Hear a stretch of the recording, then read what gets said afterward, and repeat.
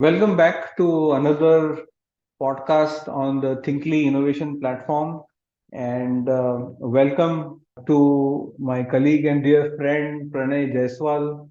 And he's an expert in business excellence and been consulting for so many years on different business excellence journeys for various organizations. And today we will be looking at a very interesting area for us to really explore, one where is there a connection between design thinking and business excellence journeys, which a lot of corporates undertake. Many of the successful businesses undertake that. Is there a linkage between innovation, design thinking, and business excellence models? And that I suppose we should be able to really appreciate better if we understand from Pranay in terms of what are these business excellence models, what are the journeys which organizations undertake, and how innovation, design thinking support business excellence journeys, and in a way, business excellence journeys also augment and accelerate your innovation journey. So very interesting topic, and thank you so much, Pranay, for joining in and accepting our invite for the Thinkly Innovation community. And I'll just show a quick some slides on background of today's topic and a quick intro of Pranay, and then we will start our session. So we have here uh, our session today per se is looking at how design thinking is acting like a catalyst for business excellence frameworks and the journeys. So we look at what are the industry trends transforming ideas using design thinking, how we are able to weave innovation into business excellence models, and what are those essentially, and how do you find the synergy between innovation, strategy, design thinking, and business excellence journeys? And can we really unlock some kind of hidden value for innovation for our organizations? So, in a way, it integrates a lot of our earlier podcast topics that we had on digitization and design thinking and innovation and others. And we have Pranay Jaiswal, who is the founder and chief consultant of Red Excel Consulting. Comes with 33 plus years of rich experience in service manufacturing and business excellence. He's been an assessor for so many years. I have seen him, supporting consulting organizations in their excellence journeys on EFQM, Ramakrishna Bajaj Award, Malcolm Baldrige, COPC.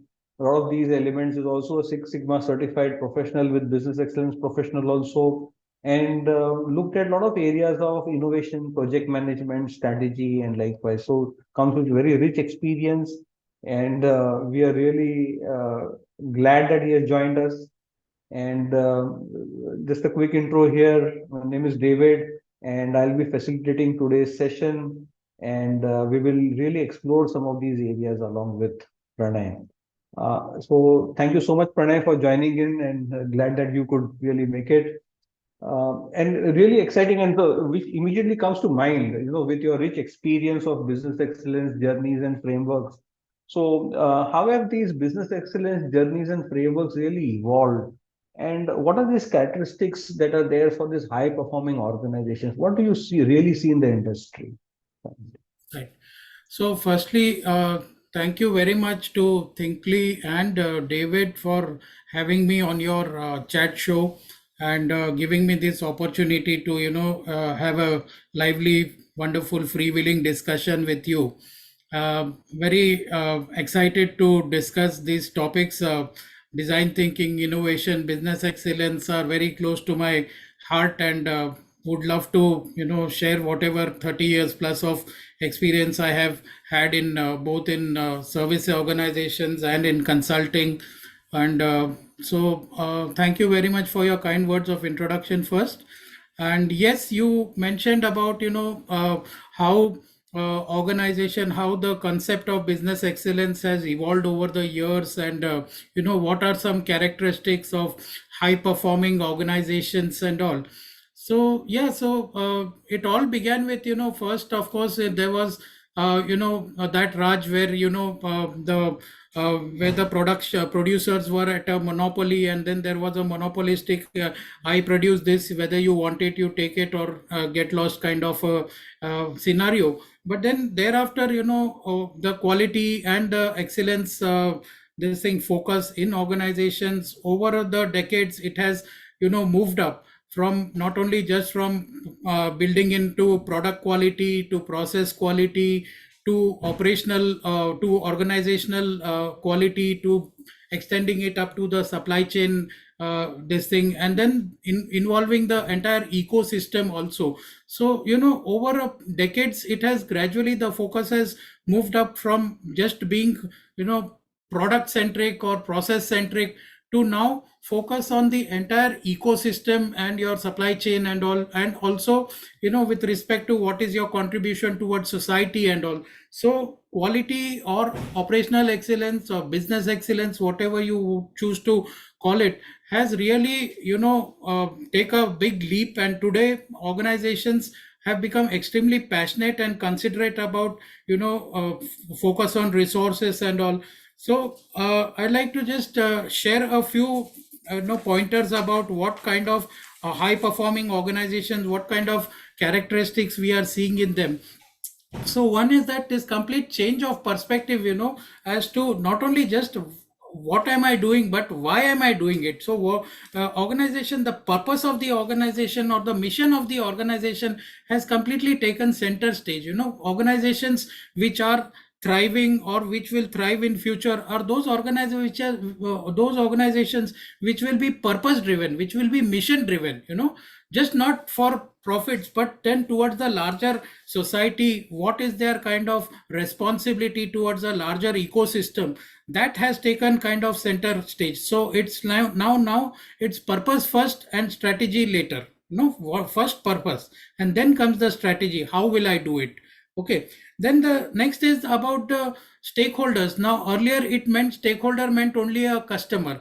Now it is customer, it is employee, it is your business partners, it is your vendors, it is your business governance systems, okay, and society, ecosystem, mother earth, everybody is a stakeholder. So what are we doing to safeguard the interests of all these multiple stakeholders? What is the kind of operational excellence and thought excellence we are bringing in to address the requirements or fulfill the needs of all these multiple diverse set of stakeholders? That is another focus that has come in. Then there is a complete strategic this thing, system driven approach in organizations. It's no longer working in silos. It is an entire ecosystem which is working to deliver something and to sustain something for the society, to bring something to the table. So that is another shift in mindset or paradigm that we are seeing in high performing organizations. The concept of circular economy, from cradle to cradle, how is it that concept of zero discharge, zero liquid discharge, concept of carbon neutrality, these are coming into the core nowadays with organizations.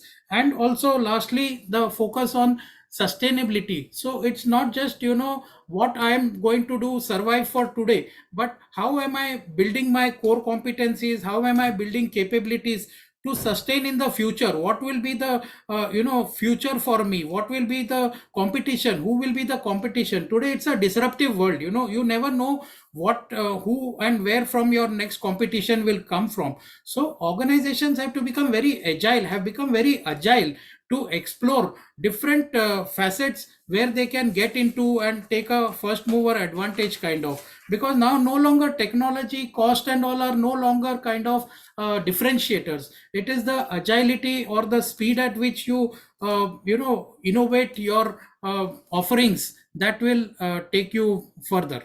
No, so that's what about what is an introduction and this thing about high performing organizations. Right, Pranay. I think one of the insights that I could really gain is this kind of a linkage of organizations with the wider ecosystem, which Yes. includes society, mother nature in a way, sustainability, vendors. vendor partners, people as a resource. So that kind of thinking has really percolated. And in your experience, what are these various business excellence models that really exist? Because people obviously organizations need to have some kind of a frame to be interacting, because everything is getting so very complex, interrelated. Everything is dependent on each other in terms of its success. So we need to Right. have some structure to this madness, to get a grip over stuff. So, what are some of these models that you really see which are prevalent, and how have they really been able to link, say, design thinking, innovation, and others? Because we see that innovation now is not really isolated in some way. Innovation is strongly linked with this need of organizations to connect with a wider chain of stakeholders in large number of ways. So, what are these models, and how do you see them linking these different elements together? So yeah, that's a very good question. And yes, like you rightly said, then now today everything is interconnected with the ways of doing business, or the elements of business are all very integrated. It's a very systemic approach that is being adopted today. And so yes, like what you said about the role of design thinking and innovation in business excellence, it has got a very large central role to play in business excellence, definitely, and more so in the context of global excellence frameworks and all. So I would like to share with you first two widely acclaimed global excellence frameworks. One is the Malcolm Baldrige and next is the EFQM framework. So first we'll discuss about the Malcolm Baldrige framework a little bit. I'll a bird's eye view I will give you of both the frameworks, and how organizations can leverage their business excellence initiatives and gain kind of global competence or excellence by embracing and addressing the requirements of these frameworks. So first we'll speak about the Baldrige framework. Now Baldrige, basically it's a business excellence framework for high performing organizations in the US. Now in India, can you see my screen, David?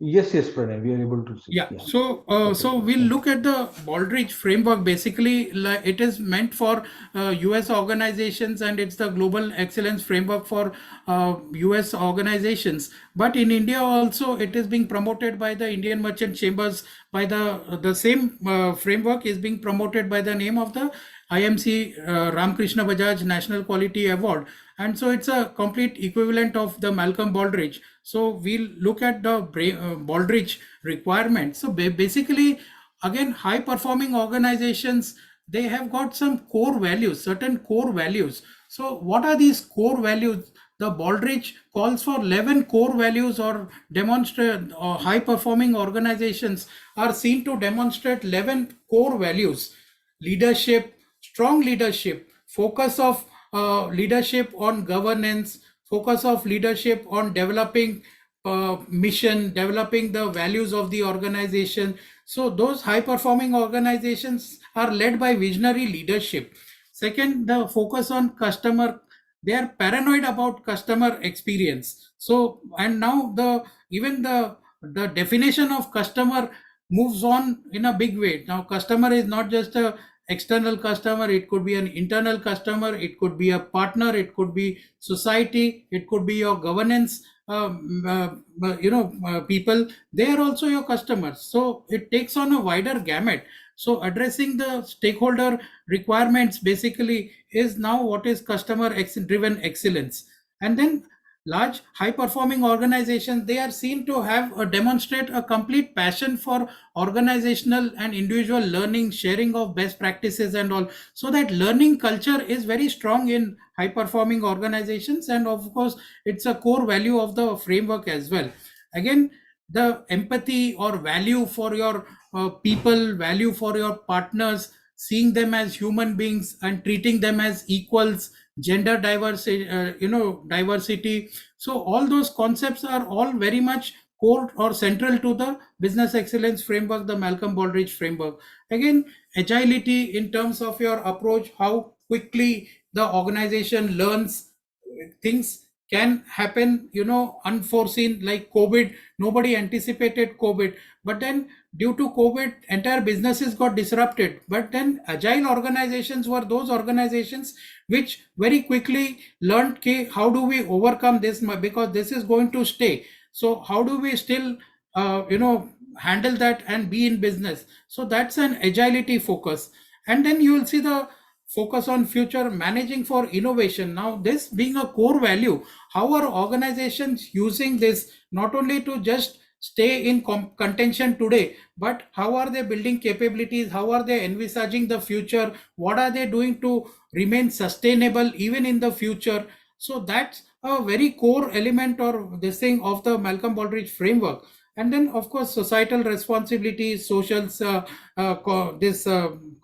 corporate social responsibility, and then a systems perspective, not just looking at things in isolation, but looking at adding value to the customer, right from from the order stage to the cash flowing back into the organization.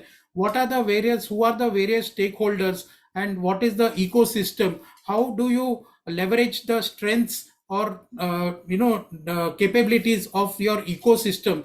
That is a systemic approach, and that's the systems perspective that, again, it's a very core value. Now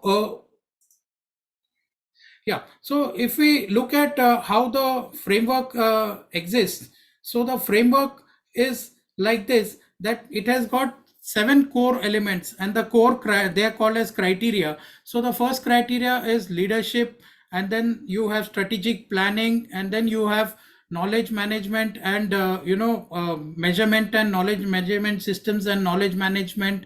You have the workforce focus and operations focus, and then the business results.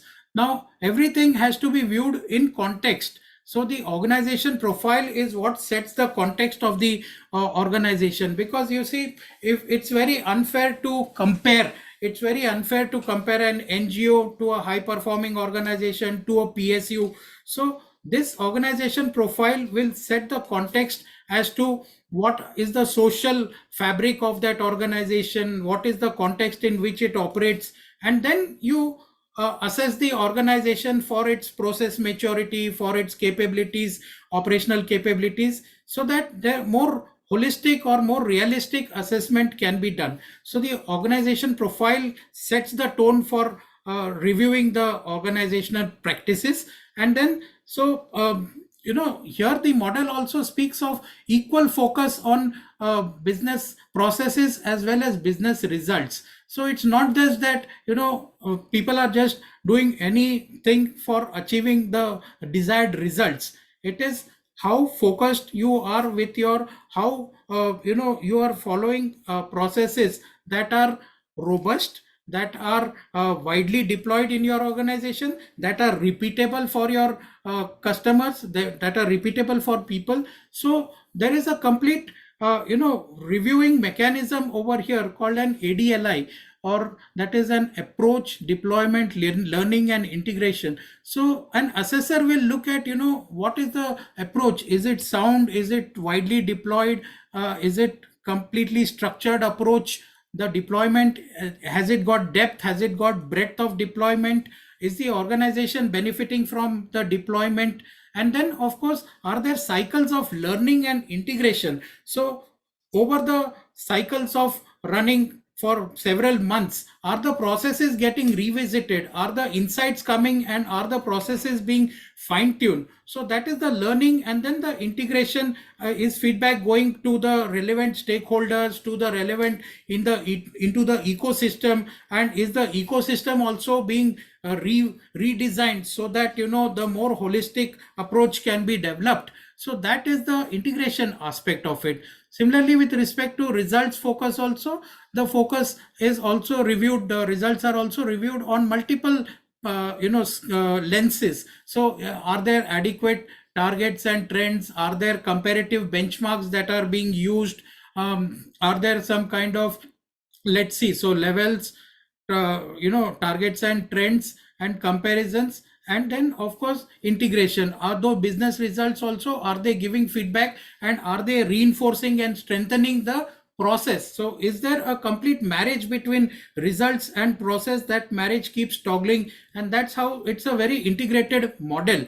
And so design thinking also speaks about reviewing the customer's requirements and stakeholders requirements, and building prototyping, and then involving everybody and building it, and then refining it based on your tests and all. So you, based on user experience and based on user feedback and all. So this is also a very iterative model, and this is how design thinking is also widely linked to this. So now I'll quickly, for 5 minutes, I'll speak about the EFQM, which is also a very powerful business excellence framework that is being used. Okay, just allow me a moment, please. Uh,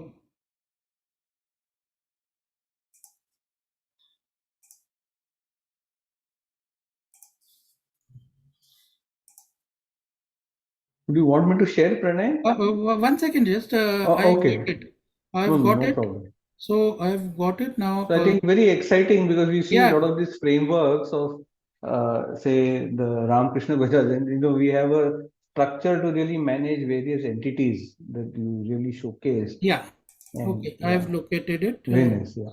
We look So at the EFQM frame now. Yeah. yeah, can you see the screen, David? Yes, Pranay. This is Yeah, visible. so this is the second framework, and the EFQM framework. Personally, I mean, I'm more excited about the EFQM framework, because I find a greater, connect with this with respect to the element of design thinking and innovation. While the Baldrige also has elements of innovation and design thinking, but this entire model, and the model has been recently revamped in 2020. Earlier it used to be the 2013 framework, but then in 2020 the model has been revisited big time, and the framework is now completely design thinking centric.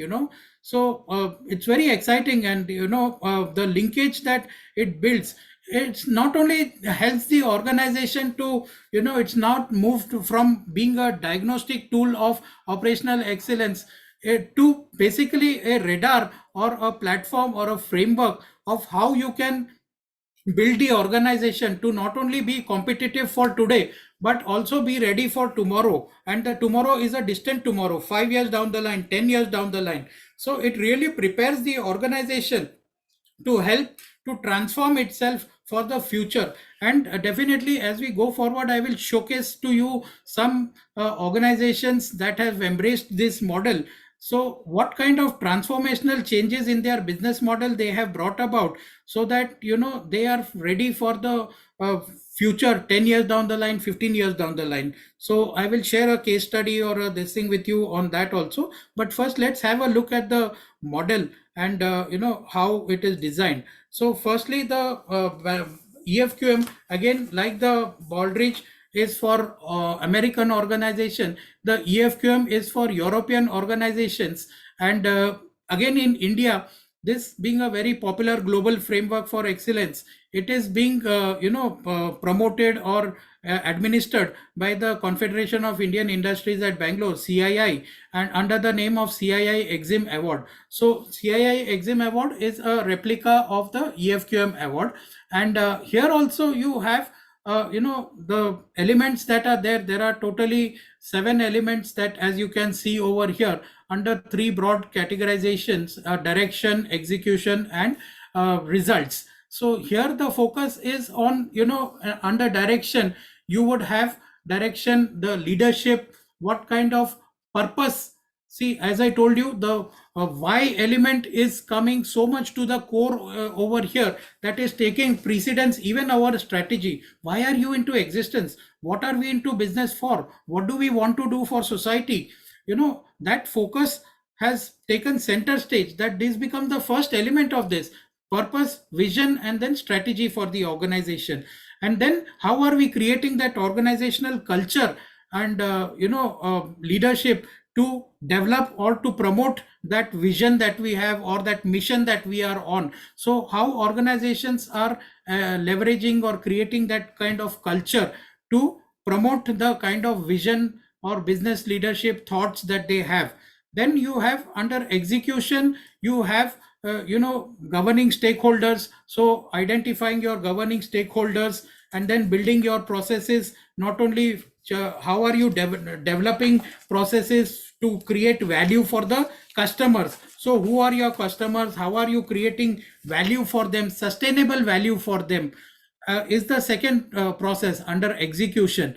Managing your stakeholders, I said there are different sets of stakeholders under the EFQM model based on what is the relative uh, importance of the stakeholders within your business demands. You have to kind of give a little weightage, differential weightage, and then the assessments are done that okay, you are a PSU, so the governing stakeholders have a bigger interest in your, so maybe you give 5% higher weightage for governing stakeholders, so like that.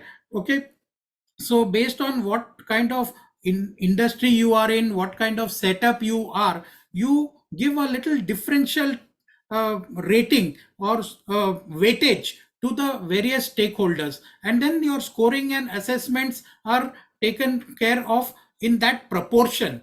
Okay, so that's the beauty of this model, that it even differentiates between the various stakeholder needs and all. So your in the elements of design thinking, your stakeholder needs are also graded, and based on the importance of the stakeholder, those needs are actually being assessed and all. Your what you call responses to them are being graded based on the importance that you've identified for them. And then of course you have business results also, where business results may stakeholder perception is there, and then operational results are there. So even perceptions, see the center stage over here are the various set of stakeholders, and even their perception results, and then of course your operational results. So here again you have 400 marks towards on a 1,000 point scale, 400 points towards business results and 600 points towards your process focus. And here again you use a tool, diagnostic tool called as radar, which is a methodology where you are going to take the business results that you look for, and then you are going to look at the approach, you are going to look at the deployment, and also equivalent to the learning and integration, you have assessment and refinement. So basically it is a PDCA cycle as we understand a PDCA. So plan, do, check, act. Here you have it under the various lenses: approach, deployment, and then learning and integration. Or radar, where you have results, you have approach, deployment, and then assessment and refinement of your processes.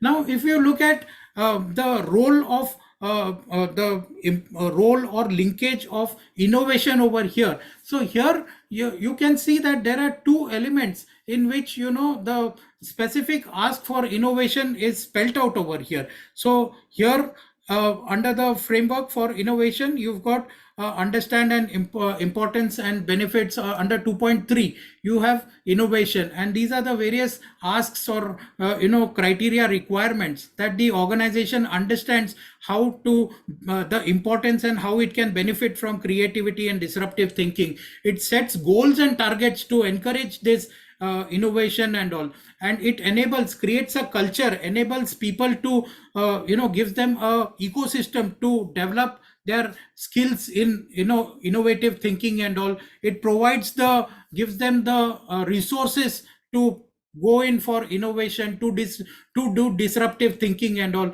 and also the element of external benchmarking and all, so that you remain contemporary with respect to the competition and all. So external and industry benchmarking, external benchmarking and all. Here again you have more requirements on innovation, and that is whether the organization is creating providing capability and resources, whether it is leveraging innovation for today and for the future, how it is creating itself, developing itself, grooming itself to remain sustainable 10 years down the line, 15 years down the line, how it is changing its business model, how it is changing its service offerings, how it is changing the thinking of people, so that they remain competitive even 10 years down the line, 15 years down the line. So that's the focus on innovation, and a very strong, as you have seen, it's a very strong linkage or a very strong lever in the EFQM framework. And I'm very excited to be working on this, because you know a lot of personal enrichment also happens when you work with organizations which are journeying on this path and all. So a lot of personal learning also happens on this, David. Right, absolutely. Yeah, I think uh, thank you so much, Pranay. I think we have gained a better understanding about the business excellence frameworks and how and what really caught my eye, Pranay, is that how innovation is one of the strong elements also, because the focus on the stakeholder, driving innovation and managing for innovation. When you say managing innovation, the element of not only looking at the current change and also product and new products and new versions and addressing the current needs, but also ensuring that we innovate in a disruptive manner, something that keeps our business relevant for 10 years down the line. And are we really aware about it? How do we really plan for this? How do we create competencies? So innovation is really a part of strategy rather than it just being happening by itself in some way. Right. And the other aspect of innovation also being linked to business results. So it's just not sake of innovating for For the innovation's sake sake, of in a way, innovation. in a way. But you start look at, what's the business value? Is it getting correlated? And I think what I also realize is how design thinking per se is also so very relevant to, the iterative loop of questioning and again coming back and revisiting in a way gives you the new insights from different perspectives. My next question and request to the audience also is that on the Thinkly app and the community, please pose your questions as we go along. We have quite a few participants posing their questions, so please do pose your questions. We'll have some time for us to look at few questions and respond to them. Think and Pranay, the next question to you is, in your experience working for consulting and assessing for business excellence models, what are some of these kind of applications or success stories where you see companies applying the business model, innovating and generating a lot of business value in a way, and some techniques, things that they really do in their journey? Right. So, good. So, I have two things to share. One is a story of, Arvind Eye Hospital that I will share with you. So, the it's a big success story in how a man driven by some kind of a mission has been able to create an institution where even globally people are amazed at how this kind of an institution can survive, what is the business economics that it is managing. So this is the story of Arvind Eye Hospital. Arvind Eye Hospital, David, way back in 75, 76, there was this Dr. Govindappa Venkataswamy in Tamil Nadu, who realized that of the kind of people that at the time today, the if you look at WHO figure, the WHO figures, there are 285 million blind people, visually impaired people today, as far as 2020 reports go, and out of which a third of which, nearly about 90 million, is about temporary, which is about avoidable blindness, that is cataract induced blindness. So there also in Tamil Nadu, he observed that there are lot of people who are cataract blind, and then the complete life of the person or the family life gets disrupted, where a person was the bread earner. As soon as he developed a cataract and he cannot see, he becomes so dependent on his family and all, and therefore there are the social kind of neglect and all, and then the persons were dying in 5, 6, 10 years. They were dying, those who developed cataract, and he was quite shocked and appalled by this, and he said, I want to do something about it. And then he had meager resources, so he thought, let me he was a doctor by profession, and he started, in his room he started doing the cataract surgeries and all, but he needed to scale up big time. So when he once on his visit to US and all, he visited a McDonald outlet where he saw, the hamburgers that are being produced mass scale, and system based production and all, and wide scale mass production is happening. So he saw that idea and he thought that why can't I use that in our hospital and in our nursing home where I am doing the cataract surgeries. So there he saw that, the doctor's skill is only for implanting the lens, and then pre-medication, post-medication, suturing, and then removal of the cataract and all, those are normally done by paramedics. So the doctor's role is only 2 minutes, 3 minutes role. But if it takes 1 hour for a cataract operation and the doctor is himself doing all that, he said no, not required. So let the doctor just do the implant, lens implant, and then he multiplied his doctor's productivity about 10 times by replicating the hamburger production model in his clinic over there. So there are multiple success innovations that he has utilized. Another very important this thing is about paramedic staff. Qualified paramedic staff would take a substantial sums, and then they would also keep job hopping. So he realized that what do I need? I need a person who is trained enough and who has got that nature of that what you call taking care, that caring nature. So he, from villages, he picked up girls of 15 years, 16 years who had younger siblings, and the parents used to go in the fields for farming and all, and the elder sister was taking care of the young kids like a mother. So that element of care and this thing she had, so he brought her on, and then he brought them on and he used them to become paramedics. He trained them and all, and he was able to retain them because he has given them a livelihood, and they will never, out of loyalty, they will never leave him. So at very nominal cost, he is able to bring.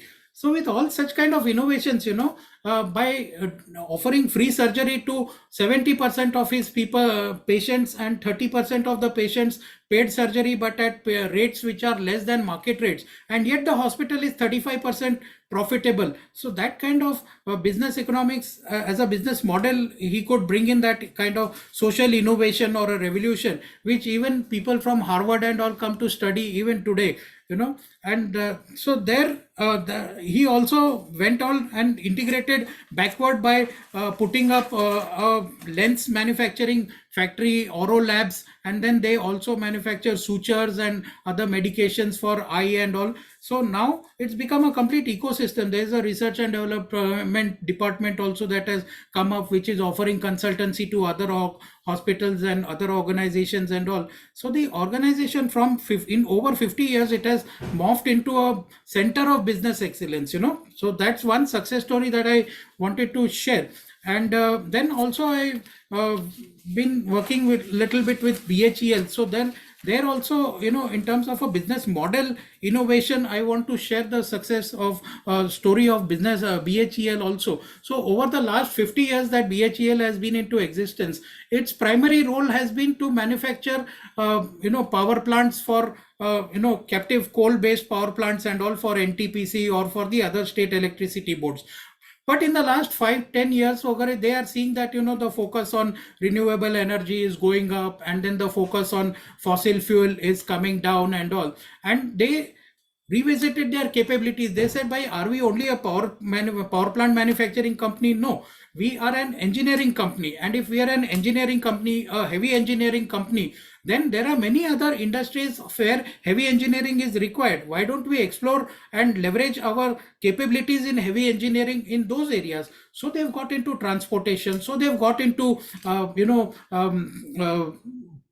heavy duty pumps. They've got pumps which are 3000 horsepower, 5000 horsepower, which can lift water from rivers or from river basins which are lying about 15-20 meters below surface level, sea level to 200 meters height. So vertical lift pumps and all of that kind of order. No other company has got that kind of capability, engineering capability to manufacture that. So that's become a important vertical in their business, contributing to 15, 18, 20%. Now they've got into transportation, David, and now transportation, the Vande Bharat, which is the Mumbai local, first Mumbai local AC local, the propulsion system is developed by BHEL.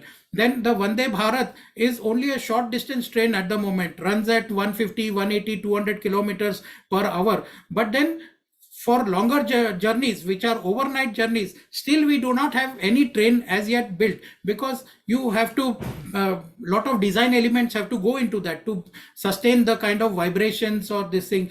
So BHEL has bagged a contract from the government of India for Indian Railways to build 80 locomotives which are Vande Bharat and sleeper locomotives, and between 25 to 2025 to 2029 they have to deliver 80, and for a 35-year maintenance AMC also thereafter. So that is the kind, and locomotives or the locomotive transportation business is now going to contribute to about 25-30% of their portfolio. So in the last 5 to 8 years they have reduce their dependence from, from about coal was used to be 90-95%. Now that has become only 60-65%, and going forward in the next few years, maybe next 5 years, it will become only 50%. 50% will be other business. So that's the kind of, the innovation, business model innovation, that even a large PSU like BHEL has been doing, and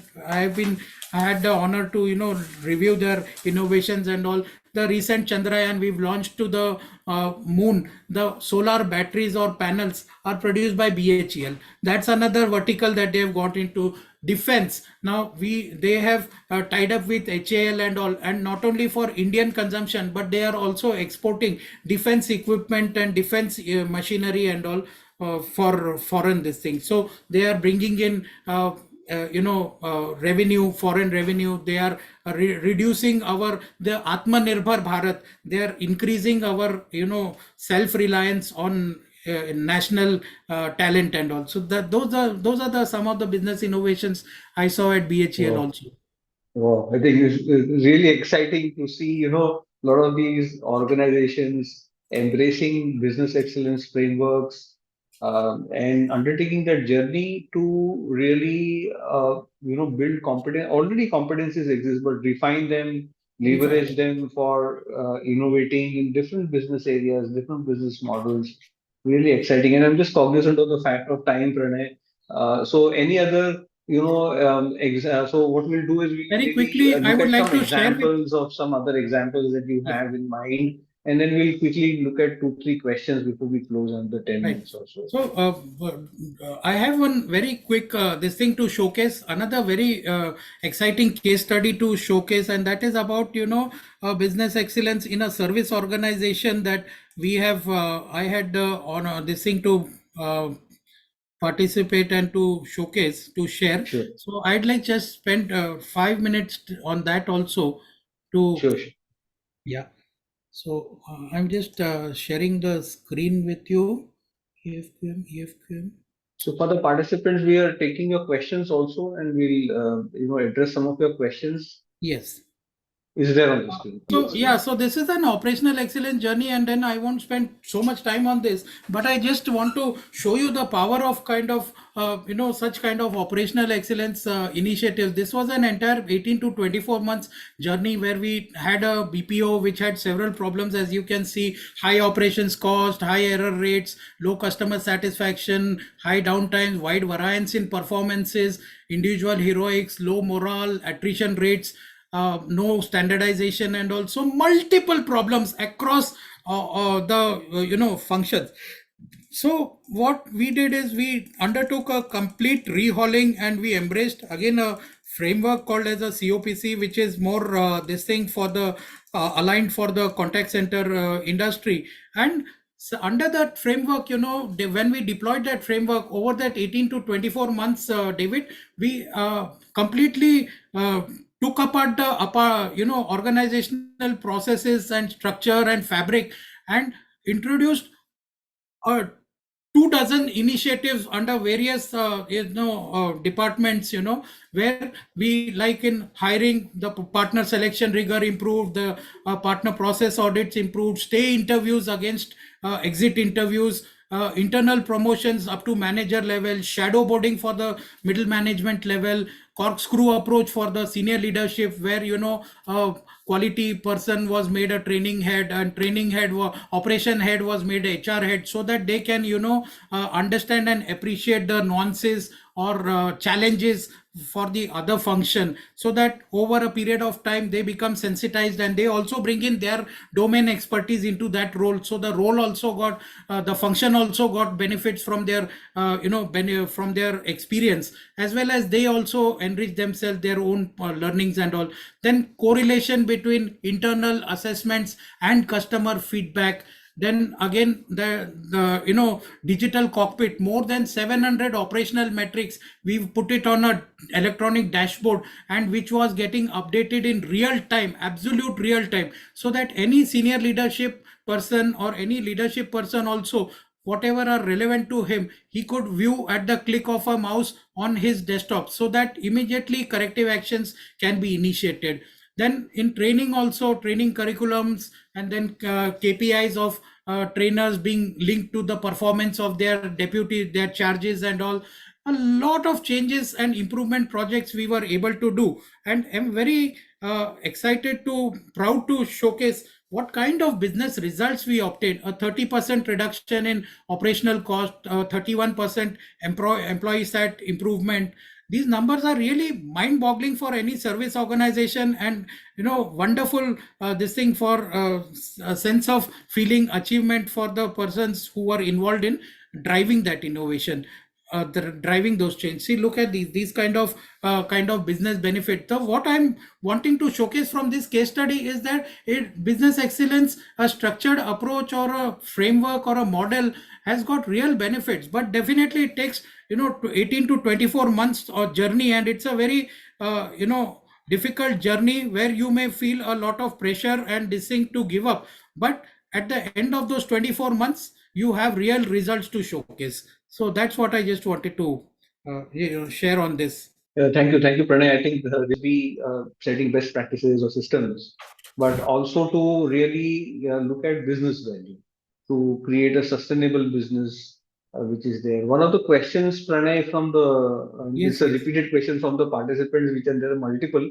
Maybe we'll take this Yeah, offline on the yeah. community itself, but I'd like to bring one question here, very Yes, relevant and very important. Is how do we really incorporate our innovation efforts in existing business, because we already have if they see in the organizations there is a existing business. How do we incorporate this innovation kind of efforts yes, there, yes. and how do we really sustain it for a long period of time? How Right. do we ensure it remains? Good. So good question, very good question, and very relevant also. So organizations are seeing that the merit or the this thing of benefit of building or promoting these cultures of innovation within the organization. So firstly, with respect to sharing inspiring goals, common goals, shared values, shared goals and all, and then through vision sharing, and then through building a balanced scorecard, where the goals are cascaded right down to the bottom level, the frontline manager. So all the apex goals are over a balanced scorecard deployed through the Hoshin Kanri or whatever, right up to the frontline persons. So there is the linkage is being built up. Then you also have what kind of engagement practices or initiatives that the organization promotes in terms of best practice sharing, in terms of group working, in terms of cross functional teams on projects and all, and then holding some kind of contests and also as motivation, R&R, and then giving a particular budget for them, sending them abroad or outside to some IITs, IIMs for learning the skills or tools for creating disruption. So organizations are investing and encouraging a lot of this, like even giving 2 hours a week or 4 hours a week organizations are giving. This is your free time to just think what next, what can we do differently. So that kind of, and that is all during office work hours. So that kind of environment they are giving. And then of course cross functional teams and all are running through this thing. And then knowledge portals and all these also play a big role in terms of educating people. And also I have seen at Aditya Birla and all, they've got this Purnata systems, and even at BHEL also there is some, what the name I forget, but these kind of systems are there. Like if I want to understand something about refrigeration, if I want to understand something about cyber security, so all this lot of content which is either created internally or brought from outside is available on portals and all. And people can also do courses and all and graduate update themselves, just like LinkedIn and all, you become a LinkedIn certified this thing. So there these Mhm. organizations are having their own, so that a person acquire those skills and keeps, so that some suitable opportunity comes, he can be deployed in those capabilities also. So that is a thing that Nice. organizations are, in my view, I have seen that they have been doing this.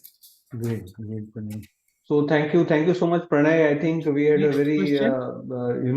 I think we're just short of time in some way, No but problem. we'll have a lot of questions on the community, and we Yes, will yes. try and address them on the community itself. So thank you, Pranay, for really dedicating your quality time to really enlighten us on how the frameworks exist and how innovation is integrated within them, how organizations are leveraging frameworks to drive this culture of innovation in a way and build outcomes and business outcomes in large number. And thanks for sharing your knowledge and vast experience Also, working with. organizations, David, have been spending, between 1 to 3 to 5% also, with an average of Wow. 3% and all.